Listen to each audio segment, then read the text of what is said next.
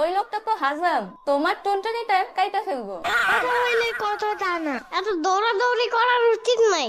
মামা তো বললো তেমন কিছু হবে না, শুধু একটু পিঁপড়া কামড় দিবে। আরে কে বলছে এই কথা? ওইটা পিঁপড়া কেমন না, ওইটা অন্য কিছু। বাপরে বাপ। আরে ইয়ামিন, হাঁপাচ্ছ কেন? আরে দেখো গিয়া টাইসনের মা ওরে দাবরানি দিছে।